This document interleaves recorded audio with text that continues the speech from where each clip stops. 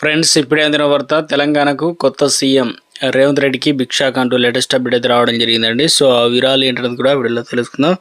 Friends, ఎవరెవరు చూడండి, అర్థమవుతుంది. మరోసారి ఛానల్ వస్తే తప్పకుండా సబ్స్క్రైబ్ చేసుకొని చూస్తున్నారు కానీ లైక్ చేయడం మర్చిపోతున్నారు అనమాట. వెంటనే లైక్ చేయండి. వీడియోలోకి అయితే వెళ్ళిపోదామండి.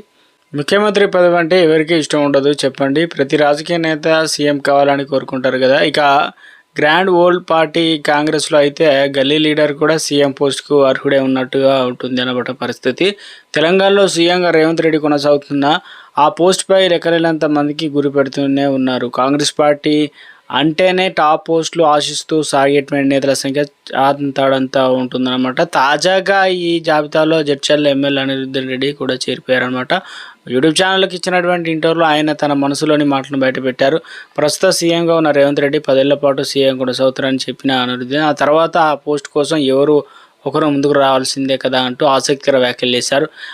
ముందుకు వచ్చే నేతల్లో తాను కూడా ఉన్నానని అలా భావించడం తప్పేం లేదు కదా అని కూడా ఆయన ప్రశ్నించారు. ఇక మూడోసారి ఎమ్మెల్యేగా గెలిచాక తాను సీఎం అభ్యర్థిని అని చెప్పేసి ఆయన తనదైన శైలి వ్యాఖ్యలు అయితే చేశారనమాట. జడ్చర్ల నుంచి 2023లో తొలిసారిగా ఎమ్మెల్యేగా ఎన్నికైనటువంటి అనిరుద్ధన్ పలుమార్లు వార్తల్లో వ్యక్తిగా నిలిచారు. రేవంత్ సర్కారుపై అసంతృప్తి ఎమ్మెల్యేలతో సమావేశం ఏర్పాటు చేశారంటూ గతంలో అనిరుద్ధన్పై వార్తలు వినిపించాయి. ఇక ఓ మంత్రిని టార్గెట్ చేసిన అనిరుద్ధన్ ఆ మంత్రి తమ నియోజకవర్గంలో వసూలు పర్వాన్ని కొనసాగిస్తున్నారంటూ బహిరంగంగానే సంచలన వ్యాఖ్యలు చేశారు. కొత్తగా ఎన్నికైన తమకు సీఎం అపాయింట్మెంట్లు ఇస్తూ ఉండాలని కూడా అనిరుద్ధన్ చేసిన వ్యాఖ్యలు పార్టీలో చర్చనీయాంశంగా మారాయి. ఇక అనిరుద్ధన్ తాజాగా ఇంటర్వ్యూ విషయానికి వస్తే సీఎం రేస్లో మీరు ఉన్నారన్న ప్రశ్నకు ఆయన ఉన్నారని చెప్పారు. రేవంత్ మరోసారి సీఎం కొనసాగినా ఆ తర్వాత అయినా వేరే ఎవరో ఒకరు పదవిలోకి రావాలి.